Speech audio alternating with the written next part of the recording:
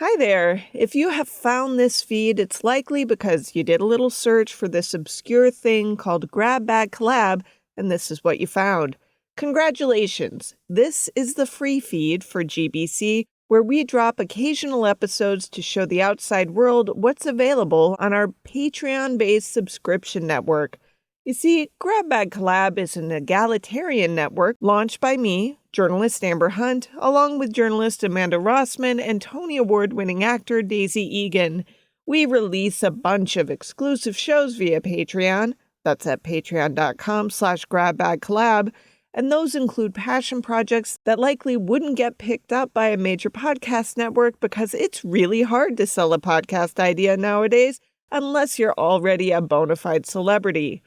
Today, we're dropping into this feed one of our regular shows. We call them backbone shows because they're the content subscribers can rely upon, while other shows are limited-run projects that come and go. This is an episode of The Catalyst, a true crime podcast that looks at the backstories of some of history's most horrific criminals with the hope of understanding the most elusive question of all: what made them the way that they are?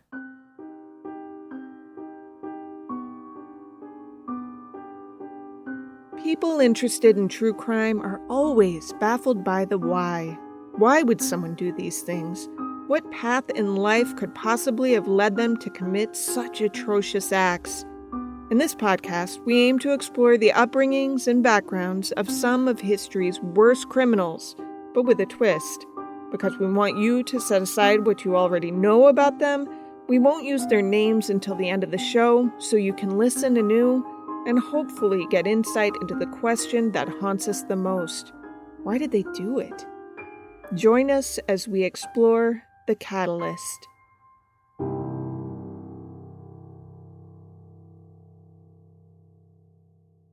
It's dark, cold, and you have no idea if the Gestapo are behind you. You and your family have been running for days, desperately trying to find somewhere you can live in peace. No longer welcome in your own country, you've been forced to flee west across Europe, across the Alps, toward anywhere not occupied by the Third Reich. No, this isn't the plot of a Sound of Music sequel fan fiction. Instead, it's the story of the Fraudster, a French doctor during the Second World War. The Fraudster used the fog of war and the chaos of occupied Paris to commit his crimes against people who were simply trying to survive. Born southwest of Paris at the beginning of 1897, the Fraudster exhibited all of the red flags of potential serial killers from an early age. Before the age of 10, he was torturing small animals, showing nude photos to other students at his school, and propositioning another boy for sex. According to Death in the City of Light by David King, the Fraudster devoured books about famous killers like Dr. Crippen and Jack the Ripper. Somehow no one thought it prudent to remove him from school, so at 11 he brought his father's gun to school and fired it in history class. And as if anyone needed more evidence, he was disturbed. Another time he claimed to be staging a circus when he stood a friend against a door to throw knives at him.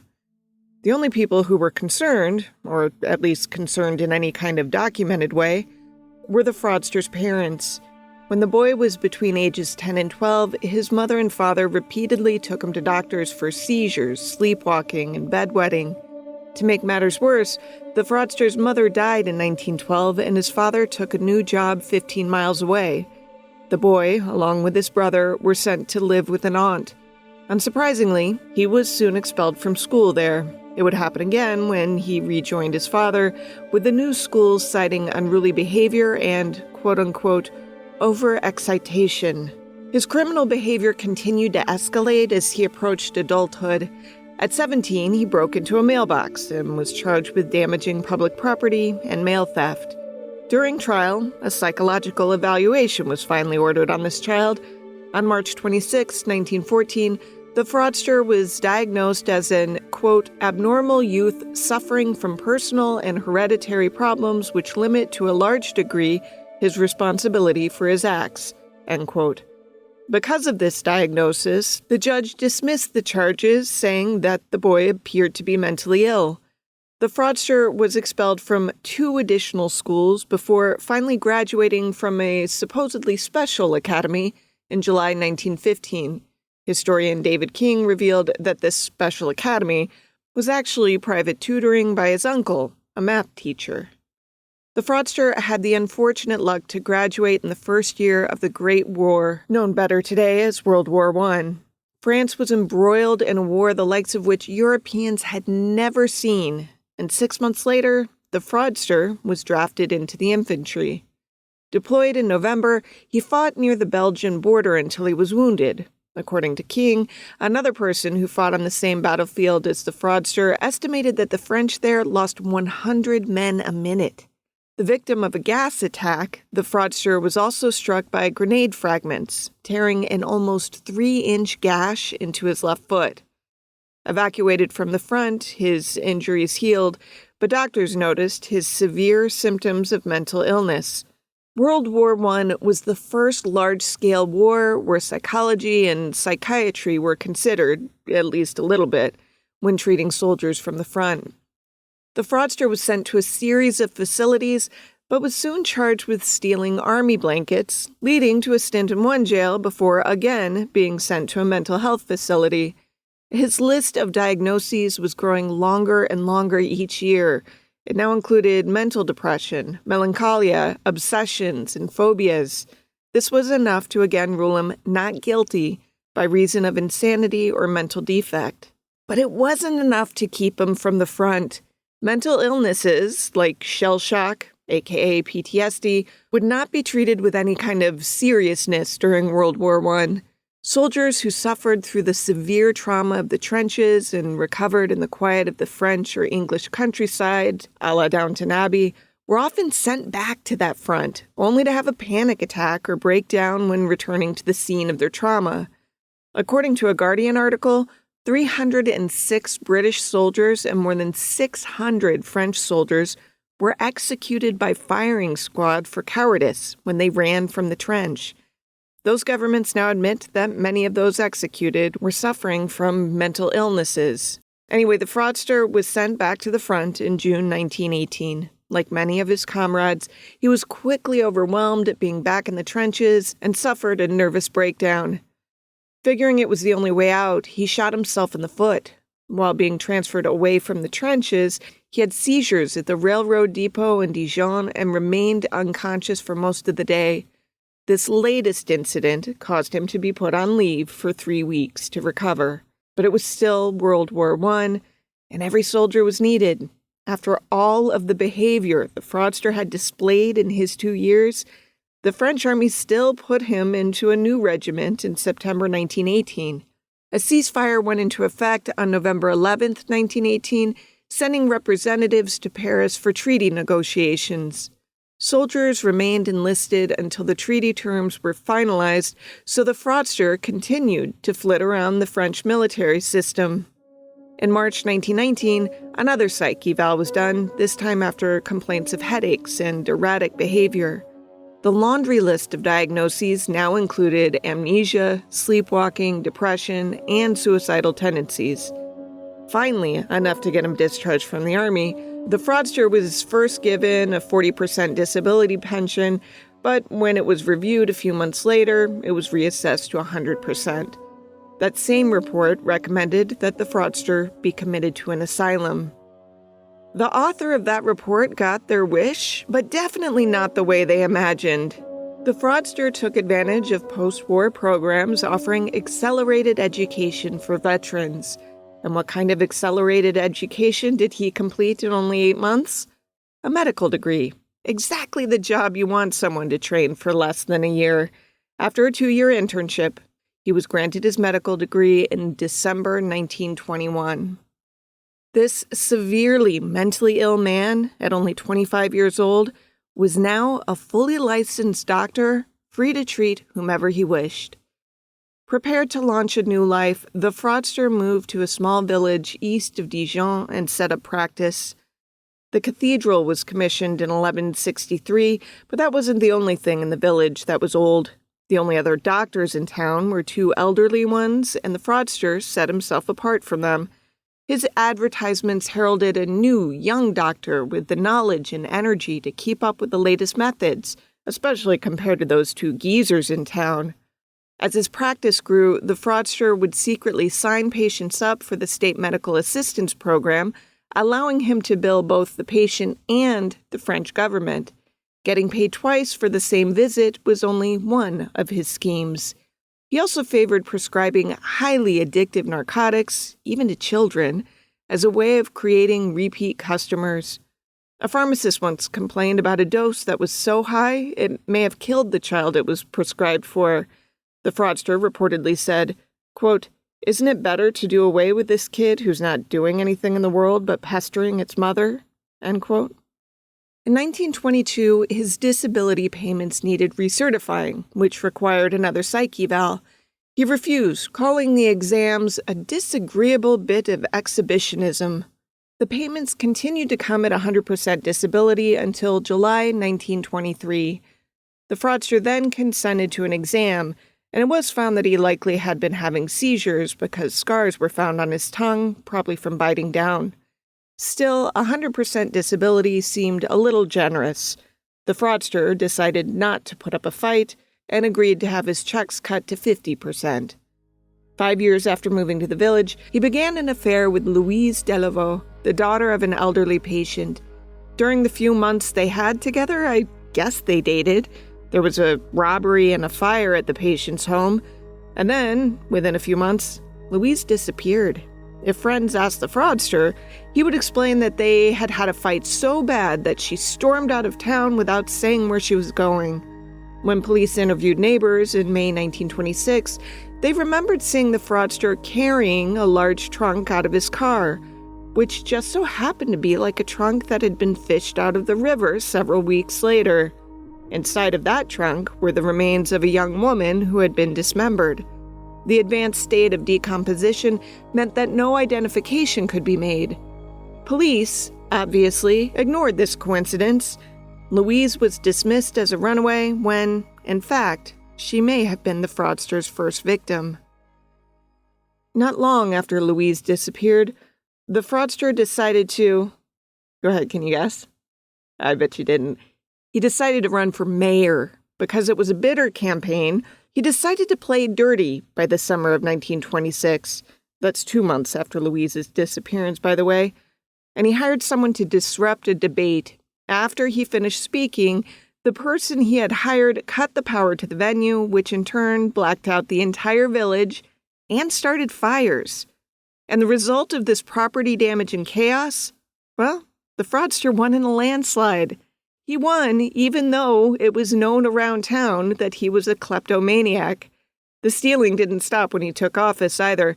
According to Crime Library, he stole money from the treasury, a drum from a local band, and a large stone cross that he thought was ugly. Suspicious behavior continued to occur around the fraudster.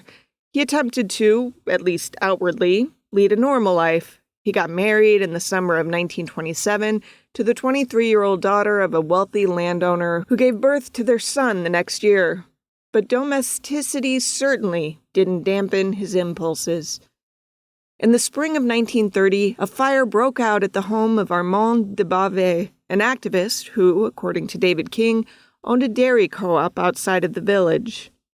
After the fire was extinguished, responders found the remains of de Beauvai's wife, Henriette, dead from an assault with a blunt instrument, a hammer, based on the wound patterns. Authorities also found a substantial amount of money missing from the house, causing them to believe that Henriette may have interrupted a robbery in progress, at least until rumors swirled around town that she was the fraudster's mistress, and witnesses came forward claiming to have seen him near the home on the night in question. One witness in particular, Monsieur Fiscot, made it clear he was going to testify. But first, he needed to stop by to see his doctor. And guess who that was? Fiscot's doctor was the fraudster. According to King, the fraudster told his old friend that there was a new treatment from Paris that would relieve his symptoms, and he was willing to give it to Fiscot for free. Between friends. 3 hours after leaving his doctor's office, Fiscot died, with the fraudster signing the death certificate, citing an aneurysm as the cause of death. The star witness dead, the investigation floundered. The fraudster wouldn't be removed as mayor until 1933, after being convicted for stealing electricity from the village. By this point, he had set his sights on a larger target. We're talking Paris. 1933 was a bad year for Europe. Hitler took power in Germany, and the fraudster moved to Paris to establish his practice that would serve as a front for his murders. I mean, a lot of other stuff happened, but these two are the most germane to our story. Anyway, since it was the 1930s, the fraudster could inflate his credentials without too much worry of being found out. He began to add treatments to his ads, some real, some not. In a play on language, he described himself as an interne at a mental hospital, which people took to mean intern, except he had been an interne at the hospital, a patient. By simply changing the spelling, he was able to spin the truth to his benefit. On the brass plaque outside of his home office, the fraudster began to add false endorsements. After he had faked a few without getting caught, he added so many that passers-by could barely tell it was brass, leading another doctor to file a complaint with their professional association, and the fraudster was forced to remove the plaque. His Parisian practice allegedly had two sides to it. The practice that had as many as 2,000 patients and grew to have an excellent reputation within the city, and the other side, the alleged illegal business where he provided abortions and illicit drugs to addicts under the lies of a curative program. His first patient to mysteriously die was Raymond Hans, who needed help with an abscess in her mouth. The fraudster drove her home while she was still unconscious, and before the day was over, the 30-year-old woman was dead. Her mother demanded an autopsy which showed elevated levels of morphine in her daughter's body. An investigation was ordered, but never carried out. Even in hindsight, when the fraudster's wartime crimes were discovered, Raymond was not considered a part of his crimes. Over the next few years, the fraudster engaged in various crimes that were mostly nonviolent. There were numerous narcotics violations reported on his practice, but investigations failed to turn up enough evidence for prosecution. When called to a wealthy person's home in 1942 to pronounce the resident dead, he allegedly stole 74,000 francs, but again, somehow there wasn't enough proof. In April 1936, he was caught shoplifting a book and then assaulted the police officer who accosted him.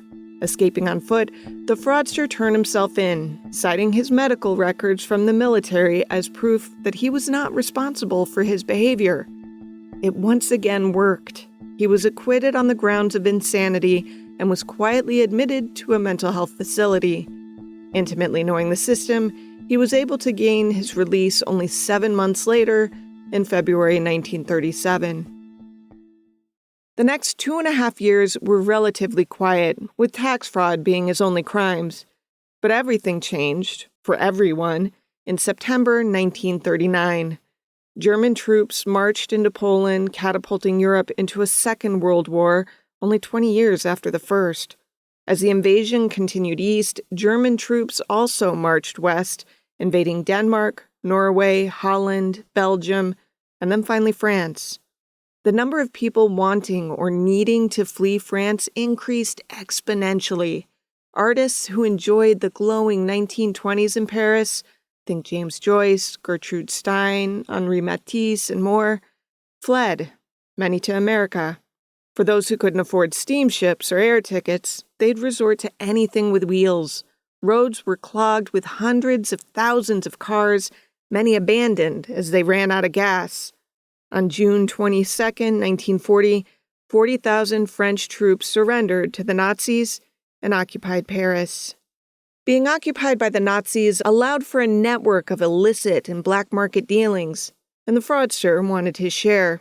To make that work, he needed to gain the trust of as many sides as possible. He told members of the French resistance that he was a spy, helping to identify collaborators. He also regaled them with tales of the war, except they were all stories that had never happened to him, even claiming to have invented secret weapons that killed Nazis without a trace.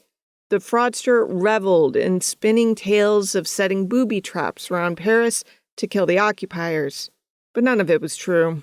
After the fall of Paris, the fraudster's primary operation was the selling of supposed escape routes to fugitives and refugees. While many of his customers, aka victims, would be Jews fleeing the gas chambers, he didn't discriminate. As long as they could pay his fee of 25,000 francs, which was about $500 in 1942 U.S. money and about $9,500 today. That price tag theoretically paid for keeping one hidden until it was time to depart, any necessary travel papers, and safe passage to South America. The fraudster's new house at 21 Rue Le Sueur, purchased in 1941, impressed his victims as a base of operations. He called his network the fly tox after a popular insecticide, an inside joke to himself, as he called his informants his flies. Among his first documented victims were fugitives, 2 Parisian pimps who had committed armed robbery while dressed in Gestapo uniforms. This, of course, had made them targets of both French and German authorities, and in September 1942, they contacted the fraudster for help. According to Crime Library, they arranged travel for themselves, another pimp, and 2 sex workers.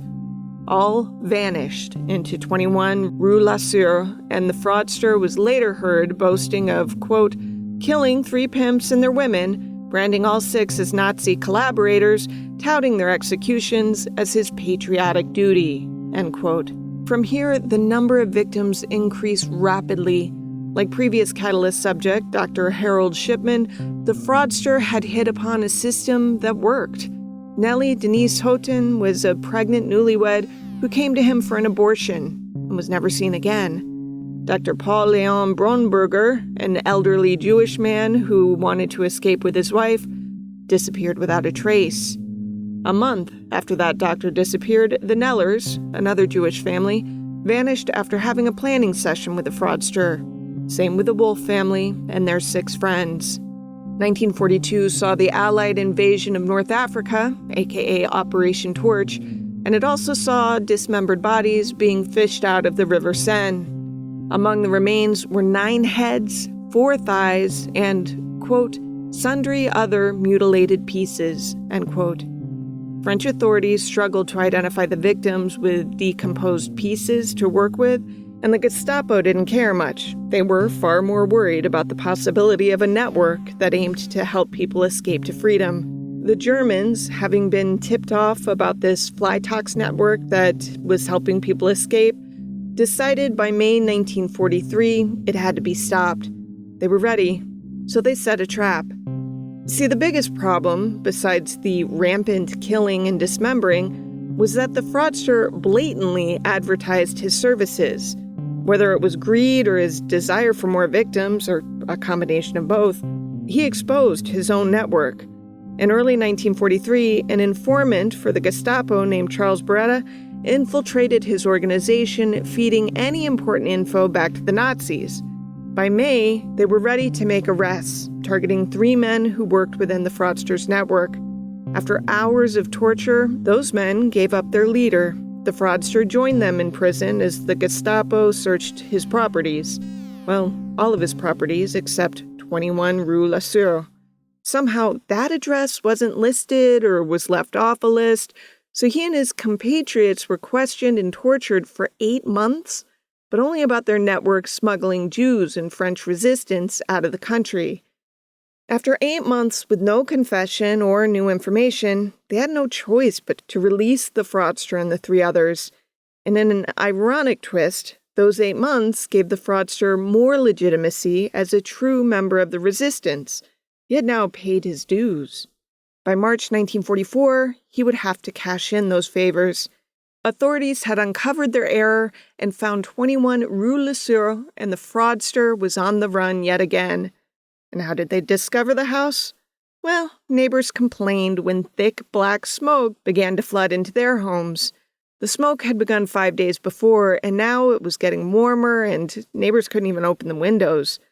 The smell was described by various people as burnt caramel, burnt rubber, or a burnt roast of poor quality. There was a note on the door that read the occupant, the fraudster, would be away for a month. Needing to do something, the neighbors called the police. When the police arrived, they also couldn't get into the house, and the smoke was a growing concern, so they called the fire department. Finally, they got into the house and found the source of the smoke, a coal stove in the basement. Fireman Roger Barodi opened the iron door to find a human hand. As the men looked around the room, they recognized more and more body parts and bones. According to David King, what they thought was a pile of debris was actually a skull, a rib cage, and other recognizable bones. Plus, there was a torso and 2 skulls on the floor. Just before 10 p.m., the chief of the criminal division was called to the scene. When he arrived, he simply walked through the horror, taking it all in.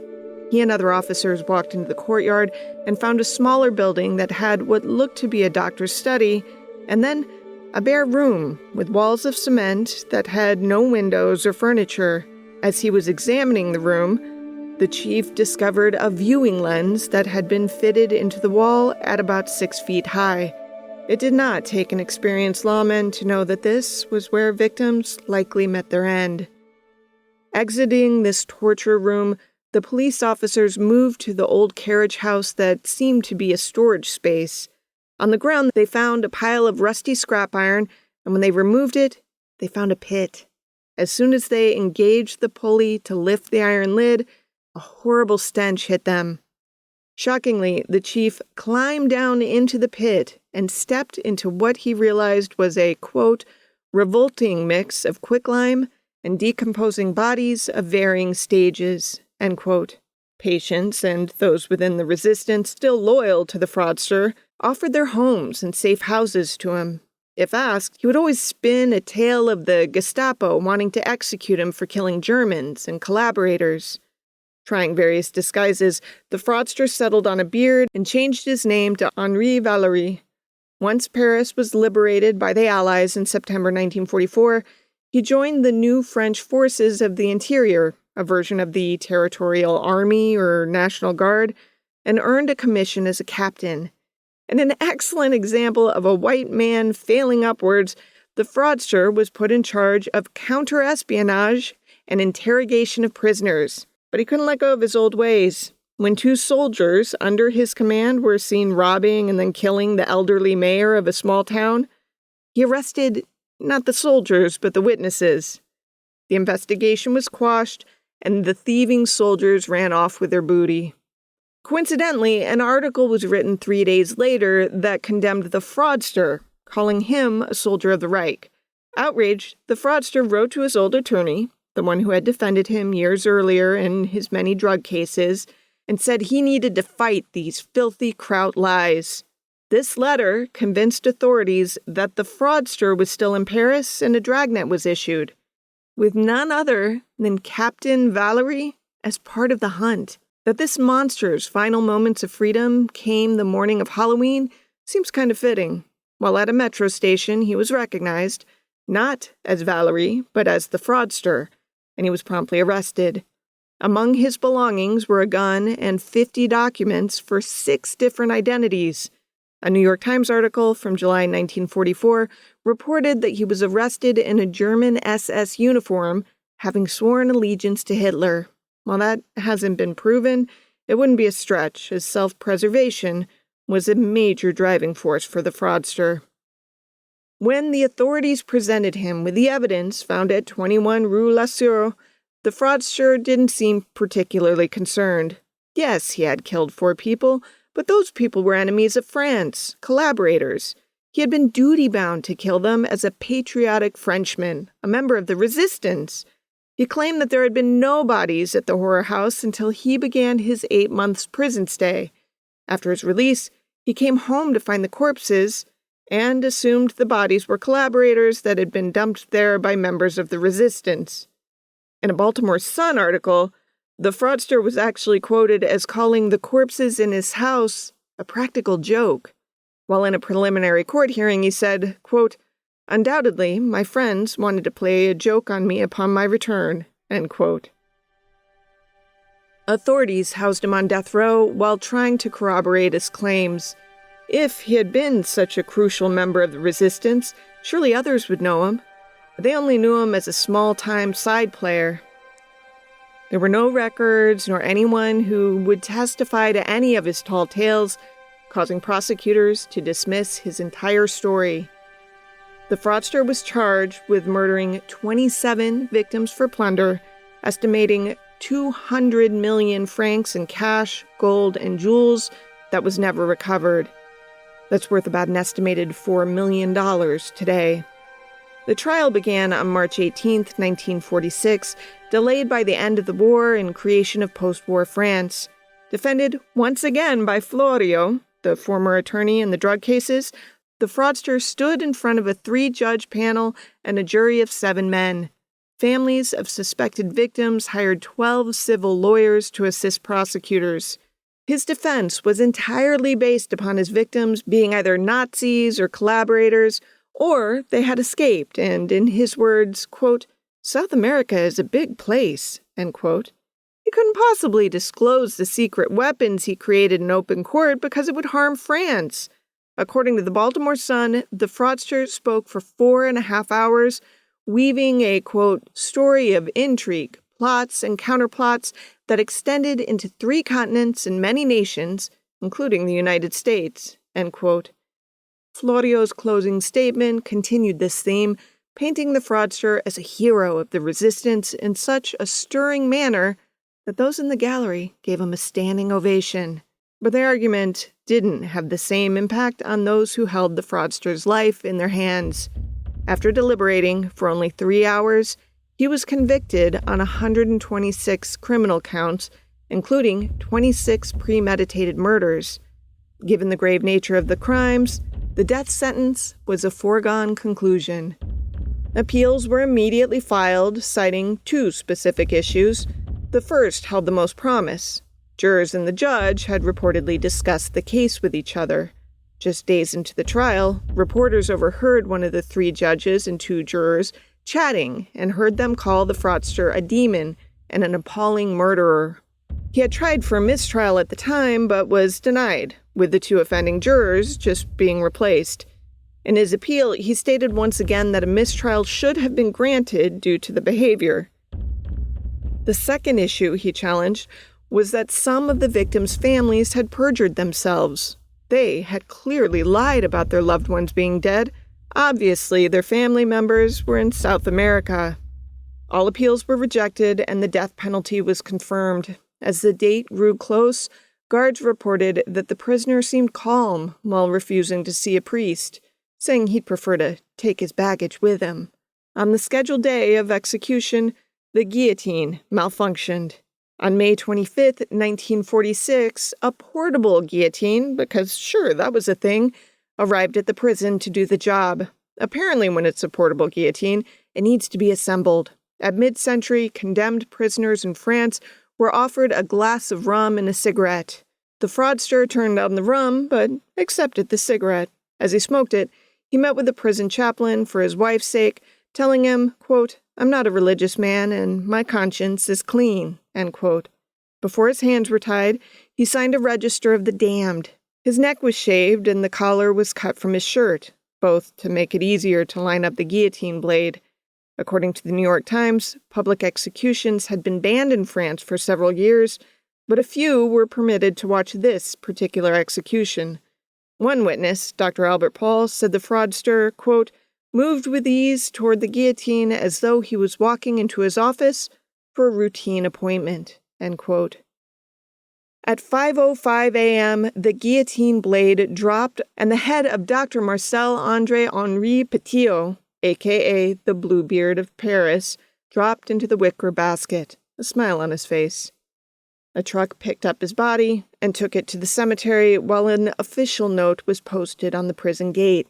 While Petitot was convicted of 26 murders, it's estimated that his total count was closer to 60, with some putting the number as high as 200. The quicklime pit and the coal furnaces made it impossible to determine the exact number of victims. Not only that, but it also made it impossible to figure out the method of death. Many assume Petio used injections that would have been easy for him to obtain as a doctor. In a city and a country ravaged and traumatized by invasion and occupation, Parisians were forced to endure the terror of a serial killer who took advantage of the chaos to indulge his sinister impulses. With his known number of victims in the dozens, his name should be whispered in warning along with others covered in this series, but he, and more importantly his victims, are largely forgotten in the immense history of the Second World War. To research this story, writer and historian Jen Erdman relied on contemporary newspaper articles, including a few from the New York Times and the Baltimore Sun, information available at crimelibrary.org, and David King's Death in the City of Light, the serial killer of Nazi-occupied Paris. The Catalyst is a production of Grab Bag Collab, created and engineered by Amanda Rossman and narrated and edited by Amber Hunt. You can support us and our other programs at patreon.com/grabbagcollab. That's GRABBAGCOLLAB. Special thanks to Daisy Egan for being our first pass editor and a collaborator on Grab Bag. Music comes from Soundstripe Inc., my dad, Bruce Hunt, and my son, Hunt Van Ben Scoden.